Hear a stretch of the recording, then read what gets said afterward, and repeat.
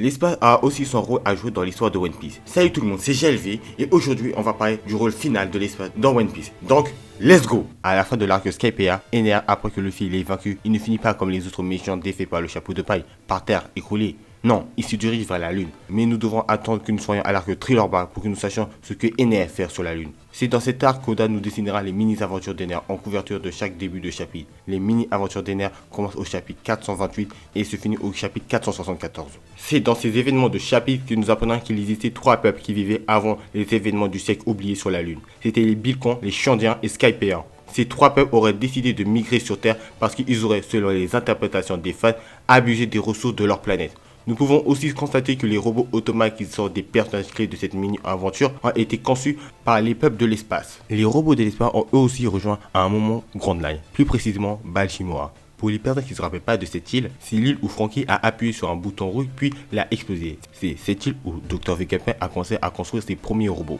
Et là où Dr. Tsukumi a reparé les robots de l'espace et leur a donné à ces robots une personnalité. Nous pouvons même supposer qu'il les a donné une conscience. Les robots de l'espace commencèrent à prendre de l'affection pour le docteur jusqu'à vouloir venger sa mort. Parce que le docteur Tsukumi est mort à cause d'un étouffement en étant surpris par une explosion qui se passa sur la lune. Les robots et le docteur étaient en train de regarder le ciel et il y eut un gros boom. Les robots par tristesse et colère ont décidé de s'accrocher à des ballons pour qu'ils puissent aller sur la lune pour venger le docteur. En arrivant sur la lune, ils se sont trouvés confrontés aux pirates de l'espace. Ils se sont fait décimer. Nous pouvons remarquer que les pirates de l'espace ont une horloge sur leur torse. Je pense que cette horloge n'est rien d'autre qu'une jauge qui leur permet de savoir s'ils doivent aller se recharger parce que s'ils ne sont que des créations du plus grand docteur qui existe aujourd'hui. Ces créatures semblent être à la recherche des ressources de la lune. Ce que nous suggère la couverture du chapitre 444. Je pense que les pirates de l'espace ne sont que les créations du docteur Vegapunk. Nous pouvons remarquer que les pirates de l'espace ont un drapeau de pirates parce que ce sont des pirates. C'est logique.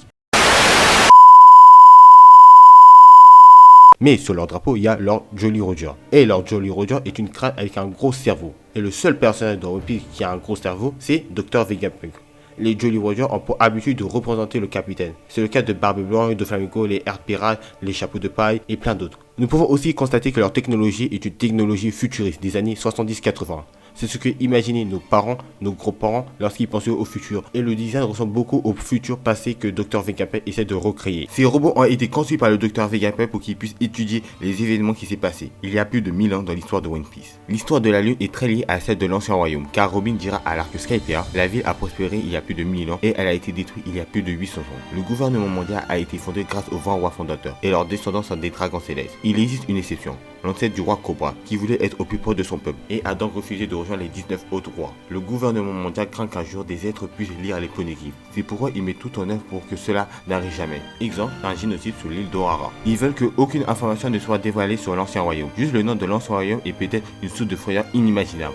Lorsque le professeur Clover allait déclarer le nom de l'ancien royaume, les 5 étoiles ont directement demandé leur mort. Nous apprenons grâce à Clover que l'ancien royaume avait pour ennemi le gouvernement mondial. Le professeur Clover affirmera que les écritures de l'ancien royaume sont unies, mais il avait tort, car l'écriture que nous trouvons sur les poneglyphes est aussi à Skypiea. Cela voudrait donc dire que les habitants de l'ancien royaume seraient les habitants de la Lune, ce qui expliquerait pourquoi l'ancien royaume avait une technologie aussi avancée. Tout simplement parce que la technologie de l'ancien royaume est extraterrestre. Nous apprenons que l'ancien royaume, peuple de l'espace, possédait des armes antiques qui pouvaient détruire le monde. On peut supposer que le gouvernement mondial essaie tant bien que mal de recréer l'ancien royaume, comme en témoignent les habits de dragons célestes qui s'apprêtent à des habits d'astronautes. Si l'on considère que le docteur Vegapunk, l'homme qui a 500 ans d'avance sur l'humanité, n'utilise que la technologie vieille de 500 ans, cela voudrait dire que l'ancien royaume essaie de recréer le monde d'il y a 800 ans, mais avec leurs propres valeurs. Pour appuyer encore plus l'idée que les gens de Skypiea sont liés à la Lune, Oda a décidé de mettre en avant la Lune dans l'arc Skypiea avec une représentation très prononcée de celle-ci. Dans le flashback de Robin, nous voyons bien qu'il y a 7 lunes qui tournent autour de la Terre, mais nous ne les avons jamais vues. Cela pourrait signifier qu'ils ont été détruits lors de la guerre d'il y a 800 ans, ce qui pourrait expliquer les changements climatiques qui se passent au Grand Line, connu pour son climat très instable. Dans notre monde, si par malheur la Lune venait à disparaître, nous assisterons à des tremblements de terre, des tsunamis, des modifications de la géolocalisation des îles. C'est ce qui se passe au Grand Line,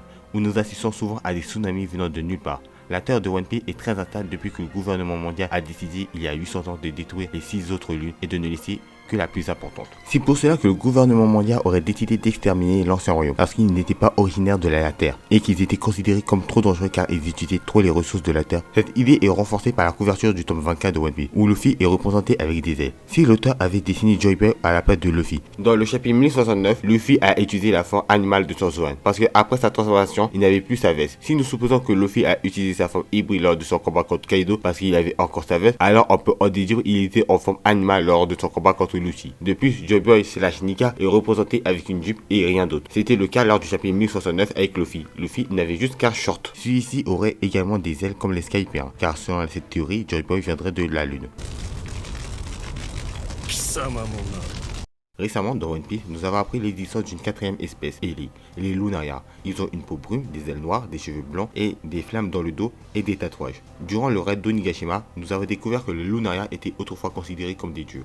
De plus, Joy Boy est une légende racontée de génération en génération chez les peuples Lunaria. Enfin, ces dieux vivaient au plus proche de la lune, en Terre Sainte. Les Lunaria étaient déjà présents avant l'introduction de King, car on peut les voir dans les mini-aventures d'Ener en bas à gauche. Le fait qu'ils soient si éloignés des autres espèces sur la forêt pourrait indiquer qu'ils n'étaient pas très proches lorsqu'ils vivaient à 4 sur la lune. L'idée que les Lunaria soient également originaires de la lune est suggérée dans le chapitre 1105, car nous voyons directement le visage de King avec une lune en arrière-plan. Nous pouvons supposer que les Lunaria n'étaient pas très motivés pour quitter la lune et aller vivre sur Terre, car la lune était la Terre qui les avait vus naître et grandir, mais cela les aurait condamnés à mort. Je pense que les Lunaria n'avaient pas la même vision du monde que les trois autres peuples aux ailes blanches. Nous pouvons considérer que les Lunaria en tant que peuple possèdent des capacités supérieures aux autres espèces du monde de One Piece. Alors ils ont décidé d'être les dieux pour le reste des espèces du monde de One Piece. En effet, comme par coïncidence, sans que nul ne puisse jamais l'expliquer, juste après ce fameux siècle oublié il y a 800 ans, le gouvernement mondial a fait son apparition. Voici une partie de l'histoire du siècle oublié. Sur la Lune vivaient 4 espèces ailées. À cause d'une manque de ressources, ces 4 espèces ont migré vers la Terre. Mais les Lunaria se sont séparés des 3 autres groupes car leur richesse les amenait à être au plus haut point du monde de One Piece. Les Lunaria étaient considérés comme des dieux et prenaient de plus en plus de pouvoir. Mais cela a cessé le jour où le gouvernement mondial les a chassés de la Terre Sainte de Marijoa. Le gouvernement mondial voulait les ressources de la Terre Sainte pour être plus avancés technologiquement et craignait que les Lunaria interféraient avec leur plan. Les Lunaria se sont alors dirigés vers leur frère pour chercher de l'aide. Mais il était déjà trop tard. Le gouvernement mondial, étroitement lié au récit biblique, aurait créé une nouvelle métaphore biblique où Dieu aurait chassé de son paradis la Terre Sainte de Marijoa, son ange aux ailes noires, Lucifer, qui serait les Lunaria. Pour finir, je pense également que le prochain arc se déroulera dans l'espace pour plusieurs raisons. La première raison peut sembler un peu simpliste, mais j'ai toujours imaginé que Vegapunk nous amènerait dans l'espace. De plus, sur Egg, il y a un œuf cassé, et la coquille pourrait être en fait un vaisseau spatial que Vegapunk utilisera. La deuxième raison concerne le chapitre 1074, où Luffy a cassé ses blocs qui sont liés au laboratoire de Vegapunk. Pourquoi Oda aurait-il précisé cela? Nous sommes à la fin de l'arc, et les Mugiwara et Vegapunk s'apprêtent à quitter l'île à bord du Sonic. Mais alors, pourquoi préciser que les pods sont cassés? Tout simplement parce que l'œuf et le laboratoire de Vegapunk partiront. Les personnages équipés de bottes magnétiques pourront être à bord du vaisseau. Luffy serait alors séparé des autres Mugiwara,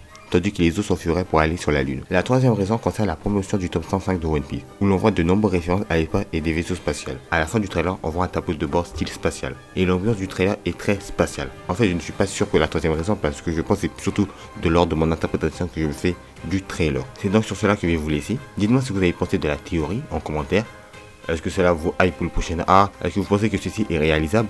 Sinon, on se dit à la semaine prochaine pour une nouvelle vidéo sur les origines des fruits du démon.